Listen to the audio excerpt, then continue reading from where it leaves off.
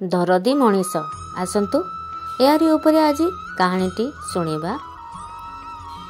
ବଲାଙ୍ଗୀର ଦୁର୍ଗା ମଣ୍ଡପ ପାଖରେ ଭୋର 4ଟାରେ ବସ୍ରୁ ଓହ୍ଲେଇ ମାଛି ମାଛିଆ ଅନ୍ଧାରକୁ ଆଳି ଶଙ୍କର ବାବୁ ମୁଁ ଅଳସ ଭରା ପାଦ ବଢ଼େଇଲୁ ହୋଟେଲ ସୂର୍ଯ୍ୟ ଆଡ଼କୁ। 2-4 ଥର ଗେଟ୍ ଠକ୍ ଠକ୍ ପରେ ହୋଟେଲ ଗେଟ୍ ଖୋଲିଲା। ଖାତା ଏଣ୍ଟ୍ରି କରି ରୁମ୍ରେ ଟିକେ ବିଶ୍ରାମ ନେଇ ସଜବାଜ ହୋଇ ବାହାରିଲୁ ପୂର୍ବ ନିର୍ଦ୍ଧାରିତ ଖସଡ଼ା ଅନୁସାରେ ବେଲପଡ଼ା ବ୍ଲକର ବାଞ୍ଜିପାଲି ଝାଙ୍କରପାଲି ଜନସମ୍ପର୍କ ପାଇଁ। ଗାଁ ଲୋକଙ୍କ ଜନସମ୍ପର୍କରେ ପ୍ରତି ଗାଁରୁ 10 ଜଣଙ୍କୁ ପ୍ରଶ୍ନୋତ୍ତରରେ ଭାଗିଦାରୀ କରେଇ ବିଭିନ୍ନ ସରକାରୀ ଯୋଜନାର ପହଞ୍ଚ ଅପହଞ୍ଚ ସମ୍ପର୍କରେ ପଚାରି ବୁଝିବା ପାଇଁ। ବାଞ୍ଜିପାଲିରେ ବହୁତ କଷ୍ଟରେ 9 ଜଣ ପହଞ୍ଚିଲେ। 10ମ ଜଣକ ଅପେକ୍ଷାରେ ସମୟ ଗଡ଼ି ଯାଉଥିବା ଦେଖି ଶଙ୍କର ବାବୁ ଗାଁ ଶେଷର ଖୋଲା ଚାଳିଆ ଭିତରେ ପଶି ଦେଖିଲେ ବୟସ ଅପରାହ୍ନରେ ଉପନୀତ ଜଣେ ବୃଦ୍ଧା ହେଁସ ପକେଇ କଡ଼ ଲେଉଟେଇ ଛଟପଟ ହେଉଛି। ଶଙ୍କର ବାବୁ ତାଙ୍କ ଚିରାଚରିତ ମେଳାପି ଗପୁଡ଼ି ଢଙ୍ଗରେ କହିଲେ, ମାଉସୀ ତୁ କ'ଣ ଘରେ ଏକେଲା? ପିଲାମାନେ କୁଆଡ଼େ ଯାଇଛନ୍ତି? କ୍ଷୀଣ କଣ୍ଠରେ ବୁଢ଼ୀଠୁ ଉତ୍ତର ଆସିଲା, ହଁ ବୁଆ, ନୋନିଆ ବୁଆ କୋଉ କାଳରୁ ଆର ପାରିରେ ହେତୁ ନାହିଁ ହୁଏ। ନୋନିଆ ତା ପିଲା ପିଚିକା ନେଇ ନୂଆ ଖାଇକି କରିଥିବା ଆନ୍ଧ୍ର ମାଲିକର ଋଣ ଶୁଝିବାକୁ ଦଲାଲ ସାଙ୍ଗରେ ପ୍ରବାସୀ ହେଇ ଦେଶ ଖଟି ପଳେଇଛନ୍ତି। ମୁଁ ପାଖ ବଣରୁ ଡାଙ୍ଗ ଡୁଙ୍ଗା ସହ କେନ୍ଦୁପତ୍ର ଯୋଗାଡ଼ କରି ବଜାରରୁ 2 ପଇସା ଆଣି ସରକାରୀ ଚାଉଳରେ ଚୁଲି ଜାଳି ଚଳୁଛି। ହେଲେ 2 ଦିନ ହେଲା ଜ୍ୱରରେ ପଡ଼ି ଗୋଡ଼ ପଦାକୁ କାଢ଼ି ପାରିନି।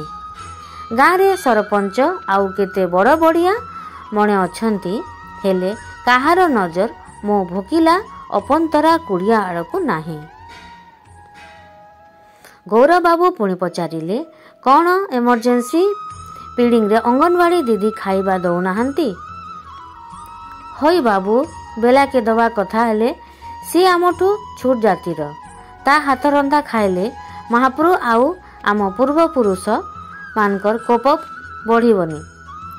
ତେଣୁ ତାଠୁ ଚାଉଳ ନେଇ ନିଜେ ଫୁଟେଇ ଖାଇସି। ହେଲେ 2 ଦିନ ହେଲା ଜ୍ୱର ପାଇଁ ଡାଙ୍ଗ ଡୁଙ୍ଗା ପାଇଁ ବଣକୁ ଯାଇନାହିଁ। ତୁନ ଶାଗ ବି ନାହିଁ। ଶଙ୍କର ବାବୁଙ୍କ ସରଳ ଅମାୟିକ ବଦାନ୍ୟତା ସମ୍ପର୍କରେ ଉଣା ଅଧିକେ ସଭିଙ୍କୁ ଜଣା। ସଙ୍ଗେ ସଙ୍ଗେ ପକେଟରୁ 20 ଟଙ୍କା ନାଲିଆ ନୋଟଟେ ବୁଢ଼ୀକୁ ବଢ଼େଇ କହିଲେ, ତୁ ମାଉସୀ ରୋଷେଇ କରି ଆସେ, ଗୋଟେ ଦସ୍ତଖତ ଦବୁ।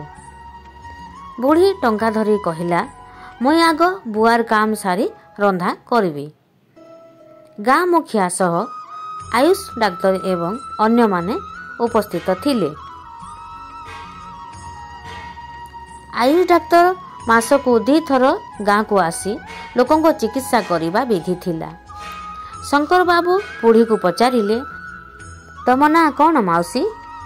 ବୁଢ଼ୀ ଲାଜେଇ କହିଲା, ଜବା। ପୁଣି ପଚାରିଲେ, ତୁମ ବରର ନାଁ କ'ଣ? ବୁଢ଼ୀ ପୁଣି ଲାଜେଇ କହିଲା, ଗାତପଶା। ଉପସ୍ଥିତ ସବୁ ଲୋକ ହସି ଉଠିଲେ। ବୁଢ଼ୀର ମୁଖମଣ୍ଡଳ ଝାଉଁଳି ଆସୁଥିବା ଦେଖି ଗାଁ ମୁଖିଆ କହିଲେ, ବୁଢ଼ା ନା ତୁଣ୍ଡରେ ଧରିବନି ତ, ବୁଲେଇ ବାଙ୍କି କହୁଛି। ତା ସ୍ୱାମୀ ନା ମୂଷା। ଶଙ୍କର ବାବୁ ପୁଣି ପ୍ରଶ୍ନ କଲେ, ଏଇଠି ଗାଁରେ ସରକାରୀ ଯୋଜନା କାମ କରିବାକୁ ଲୋକ ଅଭାବ, ଆଉ ତମ ପିଲାମାନେ ଦାଦନ ଖଟିବା ପାଇଁ ବାହାରକୁ କାହିଁକି ଯାଉଛନ୍ତି? ବୁଢ଼ୀ କହିଲା, ଏଇଟା କୋଉ ନୂଆ କଥା ଯେ? ଗତ ସନ ଭଳି ଏସନ ଆମର କପା ଫସଲ ନଷ୍ଟ ହେଇଗଲା। ଯାହା ଟିକେ ବାହାରିଲା ବେଳକୁ ସରକାରୀ ମଣ୍ଡିରେ ତାଲା। ତେଣୁ କମ୍ ଦରରେ ଆନ୍ଧ୍ର ଦଲାଲକୁ ଦେଇ ସାହୁକାରର ସାର ବିହନକୁ ନିଅଣ୍ଟ ସାଙ୍ଗକୁ 7-7ଟା ପେଟ ଅପୁରା ରହିଲା। ନୂଆଖାଇ ଆମର ଗଣପର୍ବ। ଅଭାବୀ ନୋନିଆକେ ଗାଁରେ କେହି ସାହାଯ୍ୟ କଲେନି। ନୋନିଆ ପିଲାଙ୍କ ଝାଉଳା ମୁହଁ ଦେଖି ନିଜକୁ ନିଜେ ଧିକାରି ହେଲା। ହେଲେ ସେତିକି ବେଳେ महाप्रभु कृपारू आंध्रा बाबू घर को घर आसी बिना लेखा पढ़ारे परब पाई टंका उधार देला।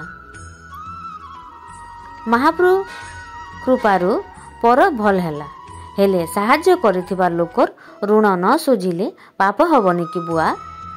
ସେଥିପାଇଁ ସବୁ ବର୍ଷ ଭଳି ଏ ବର୍ଷ ମଧ୍ୟ ପିଲାମାନେ ଦେଶକୁ ଯାଇଛନ୍ତି। ବର୍ଷା ଦିନ ଆସିଲେ ପଳେଇ ଆସିବେ। ହଠାତ୍ କୋହରେ ବୁଢ଼ୀର ବାକ୍ ରୁଦ୍ଧ ହେଇ ଆସିଲା। ଦୀର୍ଘ ନିଶ୍ୱାସଟିଏ ମାରି କହିଲା, ଶେଷନ ସାଙ୍ଗରେ ମୁଇଁ ଯାଇଥିଲି ବୁଆ। ସେ ଇଟା ଭାଟି ମଦୁଆ ମାଲିକଟା ବଡ଼ ନାତିନକୁ ମୋ ଆଖି ଆଗରେ ଟେକି ନେଇଗଲା। ତାପରେ ସିଏ ବଞ୍ଚିଲା କି ମରିଲା ଖବର ଅନ୍ତର ନାହିଁ। ଲୋକଲାଜକୁ ଡରି ନୁନିଆ ଚୁପ୍ ରହିଗଲା। ବୁଢ଼ୀ ଲୁହ ପୋଛି ନିଜକୁ ଆୟତ୍ତ କରି କାଗଜରେ ଟିପ ଗଡ଼େଇ ଏକ ମୁହାଁ ଦୋକାନକୁ ଧାଇଁଲା। ସଭା ସାରି ଆମେ ଝାଙ୍କରପାଲି ବାହାରିଛୁ। ବୁଢ଼ୀ ଆସି ଶଙ୍କର ବାବୁଙ୍କୁ କୋଳେଇ ନେହୁରା ହେଲା ତା ଘରେ ଟିକେ ଅଇଁଠା ହେଇ ଯିବା ପାଇଁ। ଶଙ୍କର ବାବୁଙ୍କ ସମ୍ମତିରେ ଆମେ ବୁଢ଼ୀ ଚାଳିଆକୁ ଗଲୁ। ଶିଆଳି ପତ୍ରକୁ ଡାଙ୍ଗରି ଯୋଡ଼ି ଆମ ପାଇଁ ମୁଠାଏ ଲେଖା ଭାତ ଆଳୁ ଭଜା ଭୋଗ ଭଳି ରଖି କହିଲା, ତୁ ବୁଆ ଆଗ ଖାଇଲେ ମୁଁ ଖାଇବି। ବୁଢ଼ୀର ଶ୍ରଦ୍ଧା ଏବଂ ଭକ୍ତି ଦେଖି ଗୌରବାବୁଙ୍କ ଆଖିରୁ ଗରମ ଲୁହ ଜକେଇ ଆସିଲା। ଅନ୍ୟ ଲୋକମାନେ ବୁଢ଼ୀର ମଇଳା ଲୁଗା ଦେଖି ନାକ ଟେକୁଥିଲେ। ଶଙ୍କର ବାବୁ କହିଲେ, ଦେଖନ୍ତୁ ସବରୀର ଜ୍ୱଳନ୍ତ ଭକ୍ତି। 2 ଦିନର ଉପାସ ପେଟ ତଥାପି ଆଗ ଖାଇବା ପାଇଁ ତତ୍ପର ନାହିଁ। ପତ୍ରରୁ ମୁଠାଏ ନିଜେ ଖାଇ ଆଉ ମୁଠାଏ ବୁଢ଼ୀ ପାଟିରେ ପୂରେଇ ଦେଲେ। ବୁଢ଼ୀ ନାଇଁ ନାଇଁ କରି ପାଟି ଆଁ କରୁ କରୁ ଗରମ ଲୁହ ଗାଲ ଡେଇଁ ତଳମୁହାଁ ହେଇଗଲା। ଝାଙ୍କରପଲ୍ଲୀରୁ ଆସି ବେଲପଡ଼ାରେ ପହଞ୍ଚିଲୁ। ସେଇଠି CDPO ଜାଗା ଖାଲି, କିନ୍ତୁ ଅଫିସିଆଲି ଚାର୍ଜ ଥିଲେ ଲୋକାଲ BDO। ଜଣେ ସୁପରଭାଇଜର ଅଫିସ ଖାତା ପତ୍ର ଚାର୍ଜରେ ଥିଲେ। ତାଙ୍କର ବାମ ହାତ କହୁଣୀଠୁ ତଳକୁ ନଥିଲା, କିନ୍ତୁ କାମ ଏବଂ ସହଯୋଗରେ ପାରିବାର ମହିଳା ଥିଲେ। ସେଇଠି ରାତି ରହିବାକୁ ପଡ଼ିଲା। ରାତି ଖାଇବା ଚିନ୍ତା ଥିଲା, କାରଣ ବ୍ଲକ ପାଖରେ କିଛି ହୋଟେଲ ନଥିଲା। କିନ୍ତୁ ସେହି ଦକ୍ଷ ମହିଳା ତାଙ୍କ ନିଜ ବସାରେ ରୋଷେଇ ବ୍ୟବସ୍ଥାଟି କଲେ। ତାଙ୍କ ଘରକୁ ରାତ୍ରି ଭୋଜନ ପାଇଁ ଯାଇ ଦେଖିଲୁ ସ୍ୱାମୀ ମଦ ପିଇ ଖଟରେ ଅଚେତ। 1.5 ବର୍ଷର ଛୋଟିଆ ଝିଅକୁ ସମ୍ଭାଳି ଆମ ପାଇଁ ରୋଷେଇ କରିଛନ୍ତି। ଶଙ୍କର ବାବୁ ଭାରି ବିଚଳିତ ହୋଇ କହିଲେ, ଆମେ କାହିଁକି ମ୍ୟାଡ଼ାମକୁ କଷ୍ଟ ଦେଲୁ। ଖାଇସାରି ବାହାରି ଆସିଲା ବେଳେ ସେଇ କୁନି ଝିଅ ହାତରେ 100 ଟଙ୍କା ଧରେଇ ଦେଲେ।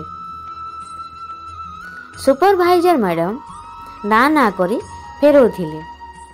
ଶଙ୍କର ବାବୁ କହିଲେ, ମୋ ଭଉଣୀ ରାନ୍ଧଣା ଖାଇ ଭଲ ଲାଗିଲା, ତେଣୁ ଭାଣିଜୀକି ଉପହାର ଦେଇଛି, ତମେ କିଏ ଫେରେଇବାକୁ। ଅଗତ୍ୟା ସିଏ ଚୁପ୍ ରହି ଶଙ୍କର ବାବୁଙ୍କୁ କହିଲେ, ଆପଣ ପ୍ରକୃତରେ ମଣିଷର ଦରଦ ଚିହ୍ନା ଦରଦୀ ବ୍ୟକ୍ତି ସାର୍। ତ ସାଙ୍ଗମାନେ କାହାଣୀଟି ଏଇଠି ରହିଲା। କେମିତି ଲାଗିଲା ନିଶ୍ଚୟ ଜଣେଇବେ। ଲାଇକ୍ ସେୟାର କମେଣ୍ଟ ମଧ୍ୟ କରିବେ। ଆଉ ନୂଆ ଯେଉଁମାନେ ଅଛନ୍ତି ସେମାନେ ସବସ୍କ୍ରାଇବ୍ ମଧ୍ୟ କରିଦେବେ। Thanks for watching. Okay, bye.